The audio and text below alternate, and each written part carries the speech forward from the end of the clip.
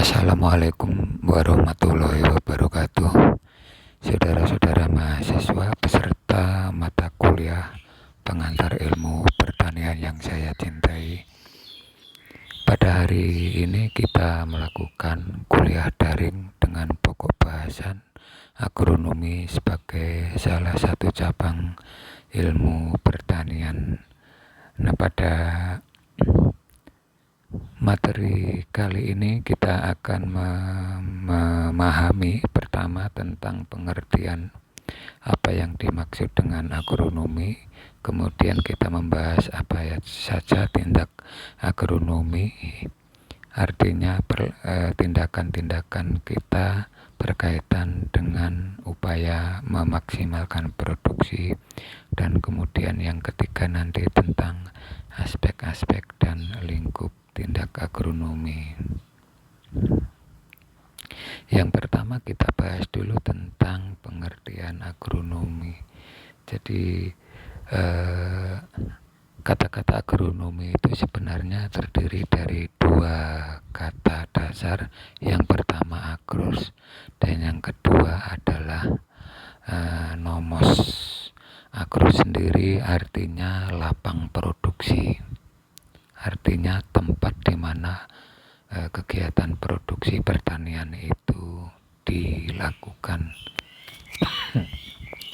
Sedangkan nomos bermakna pengelolaan, sehingga dari dua kata dasar itu maka jika digabungkan pengertian dari agronomi itu adalah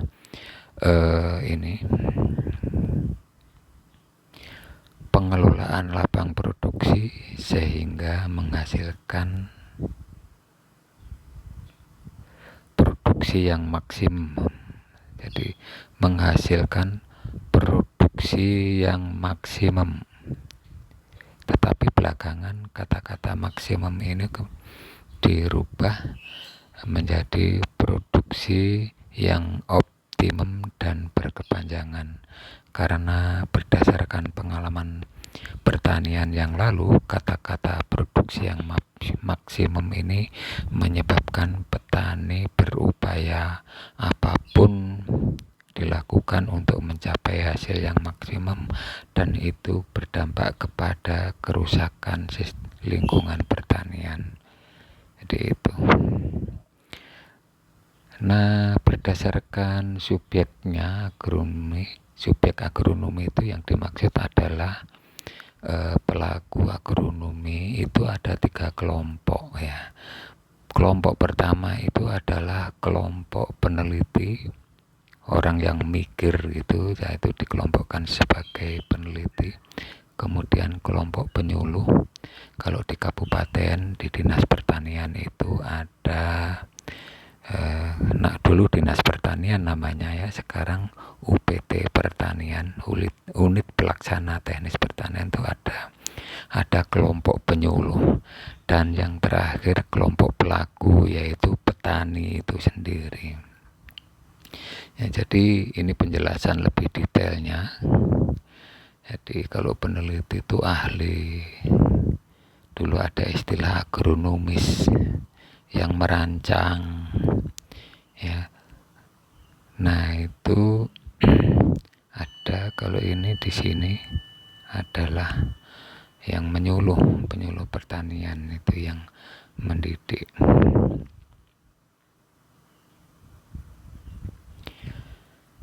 Sedangkan fokus agronomi itu artinya yang dikerjakan ya. Fokusnya itu bisa dilihat dari letaknya, juga bisa dilihat dari lapangannya.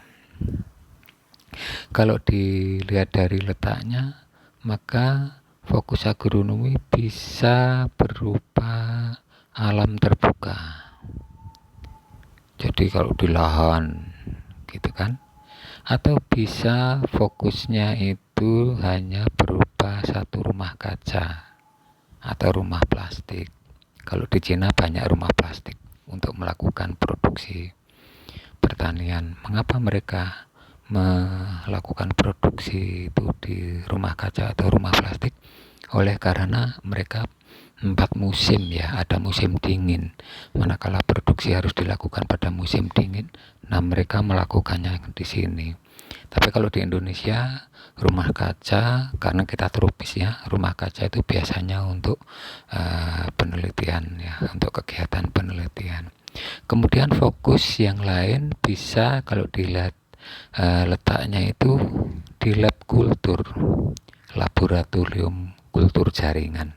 Itu jika produksinya melalui sistem pertanian kultur. Ya, jadi nah ini korelasinya kalau alam terbuka, kan bisa lapangan ini. Kalau rumah kaca bisa pot atau politik. Kalau letaknya di kultur jaringan bisa teknik-teknik pertanian kultur jaringan. Jadi itu. Kemudian dilihat besar unitnya. Jadi kalau besar unitnya, ini alam terbuka ini bisa berupa hamparan yang sangat luas, misalnya 500 hektar sawah. Ya. Kalau rumah kaca, besar unitnya bisa rak. Jadi kalau di dalam kultur jaringan nanti, kalau Anda belajar kultur jaringan, tanaman itu ditanam di dalam botol-botol yang diberi media. Kemudian setelah ditanami di botol-botol itu ditata di dalam rak-rak, yang mana di rak itu sudah dilengkapi dengan lampu gitu ya. Nah itu bisa unit agronominya itu 10 rak di dalam lapangan dan lain sebagainya. Jadi seperti itu ya, tentang fokus agronomi. Nah, sasaran agronomi itu tadi saya bilang memaksimalkan produksi. Sekarang dirubah menjadi mengoptimalkan produksi sehingga sistem pertanian itu bisa berjalan berkesinambungan. Tuh. Nah, memaksimalkan produksi ini bisa dilihat dari aspek fisiknya maupun aspek non fisiknya. Ya, jadi aspek fisik itu yang dimaksud adalah yang produksi ini bobot dan nanti ton per hektar ya. Hasilnya berapa ton per hektar. Jadi itu bobot ataupun biji ya yang dimaksimalkan, ataupun volume ataupun kandungannya dinyatakan dalam satuan ppm, part per million. Part per million itu sejuta bagian. Kalau yang kita sering mendengarkan persen ya, itu 1/100 bagian. Tapi kalau ppm itu part per million, 1/juta bagian. Atau kalau ternak ya berapa ekor produksinya. Jadi inilah yang dimaksimalkan kalau dilihat dari segi fisik. Tapi maksimasi juga bisa dilihat dari segi non fisik.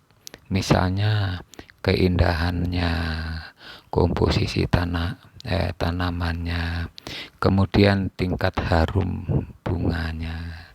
Ya, jadi di awal kita kuliah kan kita sudah mengenal bahwa tujuan bertani itu bisa tentang produksinya, bisa juga tentang yang non fisik. Yang misalnya dulu kita ambil contoh bonsai, tanaman bonsai itu kan bukan produksinya yang diambil, tetapi keindahan tanamannya itu. Ya, jadi kalau dilihat dengan begitu, maka objek agronomi adalah tanaman. Objek agronomi adalah tanaman. Jadi pelaku agronomi itu manusianya. Kadang-kadang pada sistem pertanian mina padi, mina itu artinya ikan, padi itu ya tanaman padi. Jadi pada pertanian mina padi itu maksudnya di dalam sawah, ya sawah itu kan diairi, ada air lah, di airnya itu dipelihara ikan. Nah pada kasus sistem mina padi, objeknya ya ikannya juga menjadi objek. Jadi itu. Selanjutnya setelah kita membahas tentang sasarannya yang objek tanaman, kita berlanjut ke pokok pembahasan yang kedua, yaitu tindak agronomi. Jadi apa yang dimaksud tindak agronomi? Ya tindakan untuk mengolah, tindakan untuk mengolah atau mengelola lapang, ya, dalam upaya, dalam orientasi tadi memaksimalkan produksi. Nah kalau kita kaitkan dengan sejarah pertanian, kemarin kita sudah membahas ada yang namanya petani ladang berpindah. Nah petani ladang berpindah itu belum sebagai subjek agronomi. Jadi petaninya ini belum sebagai subjek agronomi. Karena apa? Karena petani pada ladang berpindah itu tidak mengolah tanah, tidak memelihara tanaman, ya, jadi orientasinya tidak untuk memaksimalkan produksi. Jadi oleh karena ini maka petani ladang berpindah belum sebagai subjek agronomi. Jadi Anda harus perhatikan apa yang disebut sebagai subjek agronomi.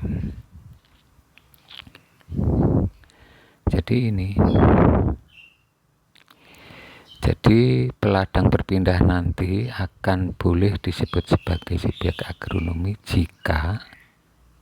bila ya ladangnya sudah menjadi lapang produksi. Maksudnya apa? Tidak berpindah-pindah, menetap. Namanya menetap itu disebut lapang produksi. Kedua, usaha budidayanya sudah bersifat pengelolaan. Jadi sudah ada usaha mengelola air, mengelola pemupukan dan lain-lain. Jadi sudah ada upaya pengelolaan. Ketika orientasinya itu adalah sudah mendapatkan hasil yang tinggi, tidak sekedar menanam dengan tingkat mendapatkan hasil seadanya. Jadi itu.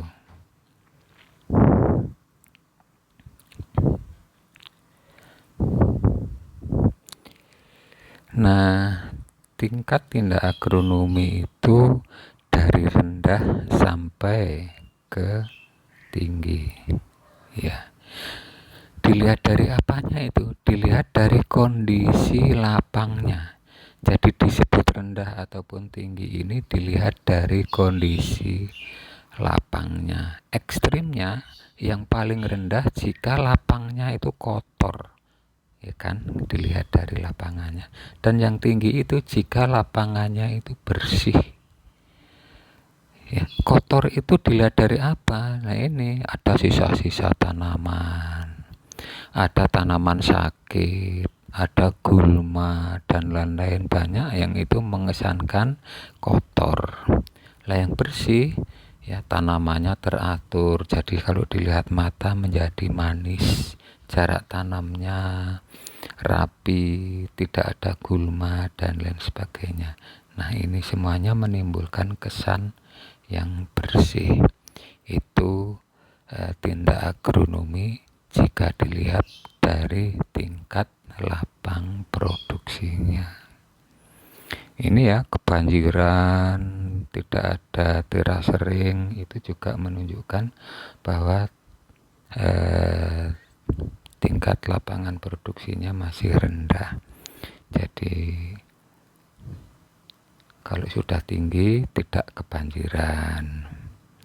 Ya, ada terasering kalau itu lahan pertanian diupayakan di lahan yang miring seperti itu. Nah, di Indonesia itu ada namanya sawah ya. Sawah itu ada gradasinya, ada tingkat-tingkatnya. Yang paling bagus adalah sawah berpengairan teknis. Jadi sawah berpengairan teknis ini adalah yang paling bagus di Indonesia. Maksudnya apa? Sawah berpengairan teknis itu adalah sawah yang sistem irigasinya sudah bagus. Bangunan sistem irigasinya permanen, sudah dibeton, pemberian airnya teratur, pemberian airnya terukur. Jadi itu yang dimaksud dengan sawah berpengairan teknis. Ada lagi sawah yang disebut sawah setengah teknis. Jadi mau menuju teknis tapi belum full. Cirinya apa? Bangunan irigasinya tidak permanen, masih tanah. Jadi saluran-saluran irigasinya masih berupa tanah, belum dibeton. Ya, jadi oleh karena berupa tanah, maka saluran irigasi itu masih bocor, banyak bocor airnya, merembes ya. Tetapi airnya sudah teratur dan sudah terukur. Jadi bedanya dengan teknis itu hanya di sini. Hanya di bagian ini yang membedakan dengan teknis ya. Kemudian yang paling jelek di Indonesia itu ada namanya sawah tada hujan. Namanya saja sawah tada hujan. Jadi di sini mendapatkan airnya hanya mengharap adanya air hujan. Tidak ada sistem irigasinya. Jadi tergantung air hujan. Kalau tidak ada hujan, ya berarti tidak bisa di sawah. Dan juga tidak ada saluran mengatur masuknya air. Jadi full hanya mengharapkan kedatangan air hujan untuk mendapatkan air. Nah, jadi itu.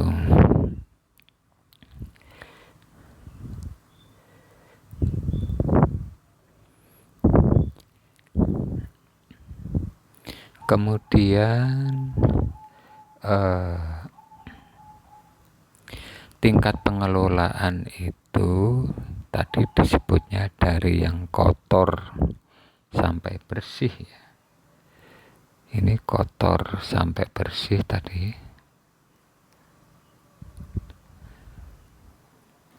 Yang kotor tingkat pengelolaannya ekstrim minim, sedikit. Yang bersih tingkat pengelolaannya ekstrim maksimum. Jadi dari yang paling tidak diopeni ke yang paling diopeni. Nah, dari sini ke sini itu ada istilah yang sering digunakan oleh pemerintah di dalam membangun pertanian itu, istilah intensifikasi. Jadi yang paling tidak intensif pengelolaannya sampai ke yang paling tinggi intensif pengelolaannya itu ada yang namanya usaha-usaha intensifikasi. Jadi intensifikasinya paling rendah ke intensifikasinya paling tinggi. Bila mana itu? Ya, bila kalau di ekstrim minim itu, intensifikasi rendah itu menjadikan lahan pertanian itu mengarah ke hutan lagi. Jadi misalnya lahan pertanian dibiarkan saja, lama-lama dia akan menjadi hutan lagi. Nah, di situ tingkat intensifikasinya rendah. Nah, kalau tingkat intensifikasinya tinggi, bila mana? Ya ini unsur iklim, air, tanah dikuasai sehingga produksinya maksimal tadi dapat dilakukan pada waktu tertentu. Jadi artinya petani itu melaksanakan semua aspek-aspek pertanian dengan baik.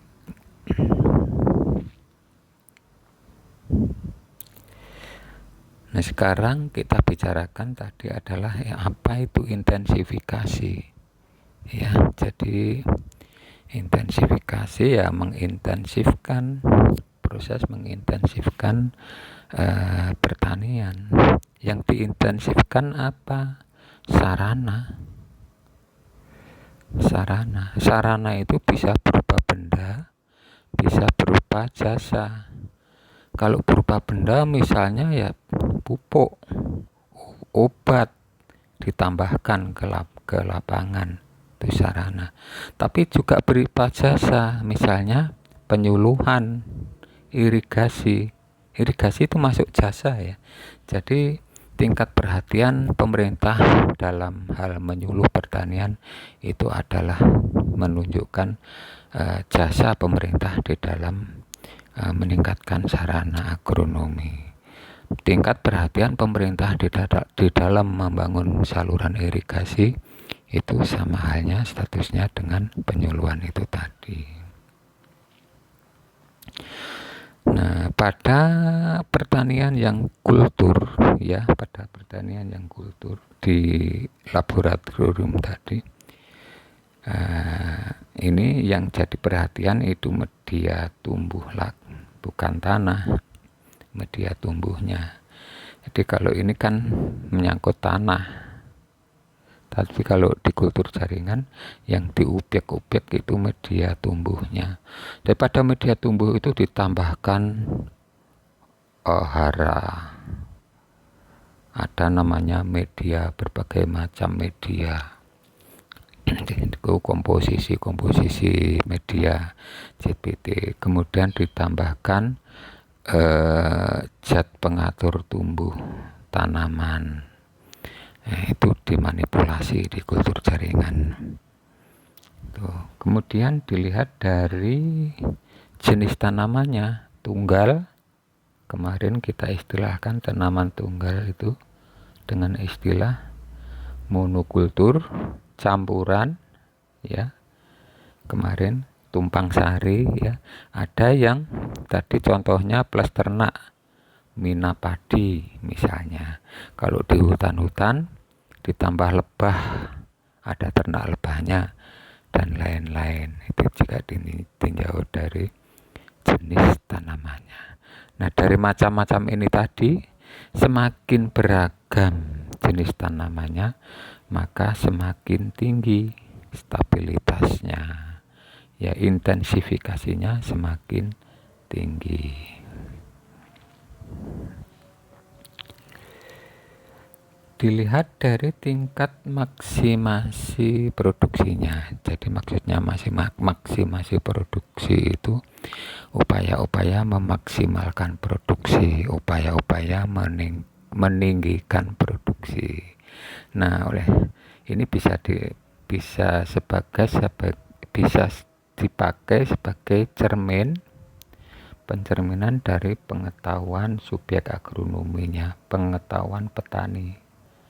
Subjek agronomi kan petani, pelaku agronomi kan petani. Jadi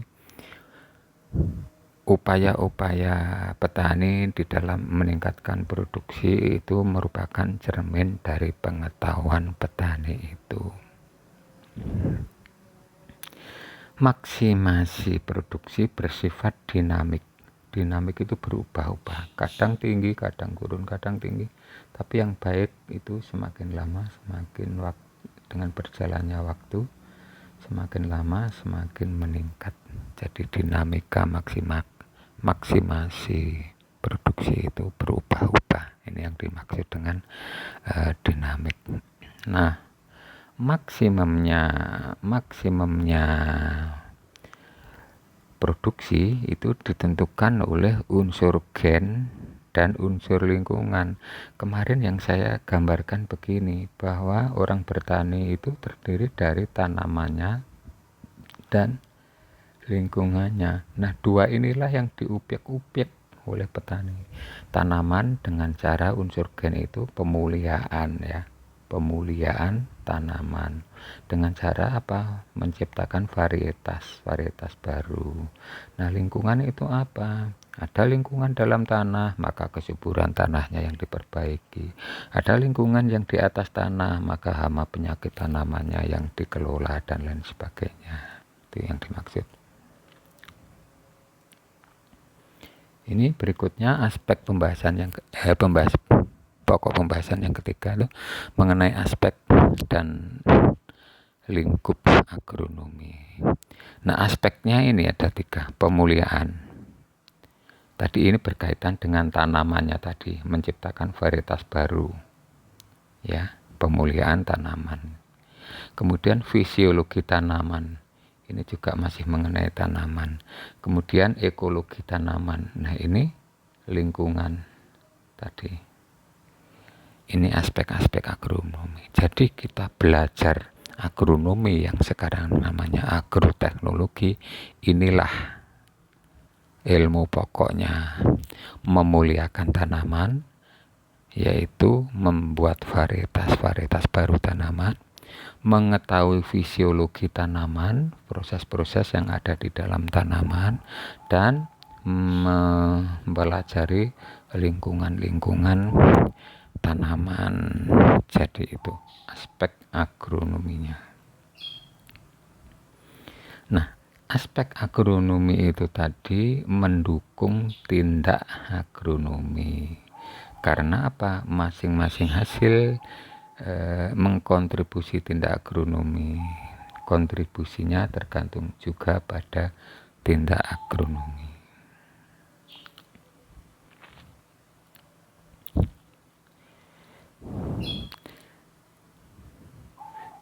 Ini lingkup agronomi. Jadi ya, lingkup agronomi itu